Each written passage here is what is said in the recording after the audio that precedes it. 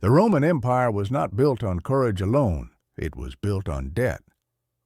We like to imagine Roman legions as disciplined, honorable, unstoppable warriors. But behind every polished helmet and sharpened sword was a far more expensive reality: money. Thousands of soldiers had to be fed, wages had to be paid. Weapons, roads, horses, siege machines, everything cost money. Rome's true strength wasn't only on the battlefield, but in its ability to finance this massive war machine. So how did Rome do it? In the early days, Rome's army was a citizen army. Men who owned land were called to fight and returned home when the campaign ended. But as Rome expanded, wars lasted longer, and fronts moved farther away. That system collapsed. Rome needed professional soldiers, and professional soldiers meant regular pay. At that point, conquest became a revenue model. Every new territory meant more taxes, more loot, more slaves, more gold. War paid for more war. A self-feeding cycle was created, but Rome didn't rely only on plunder, it relied heavily on debt. During long and costly wars, the state borrowed large sums from wealthy Romans. These were not patriotic donations, they were investments. Creditors expected interest, tax collection rights, and exclusive access to newly conquered lands. As war became profitable, Rome fought more wars. Over time, this system reshaped everything. Political power shifted toward generals who could promise loot. Senators became shareholders in violence. Tax collection and logistics were outsourced to private contractors. War turned into a business, militarized capitalism in a toga.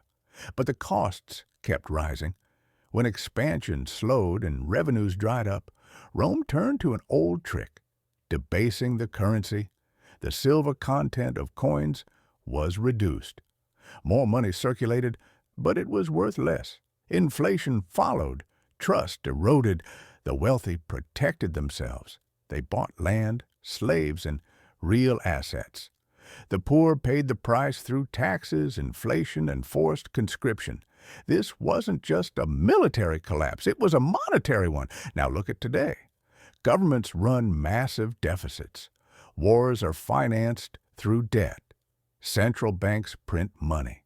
A financial class profits from crises. The system survives only by constant expansion.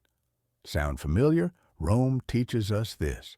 Any economy built on endless expansion eventually hits a wall. When there's nothing left to conquer, only debt remains.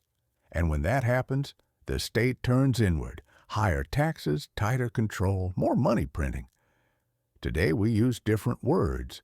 We say monetary policy, we say stimulus. But the mechanism is the same. The wealthy buy assets. Ordinary people struggle with rising prices. Wars are still financed by borrowing, and in the end, the public pays the bill.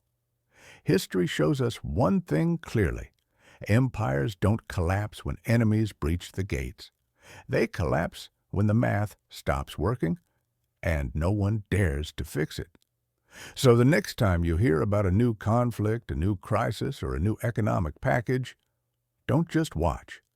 Follow the money. Ask who is lending, who is profiting, and who will ultimately pay. Because understanding history is the only way to avoid being crushed by it again.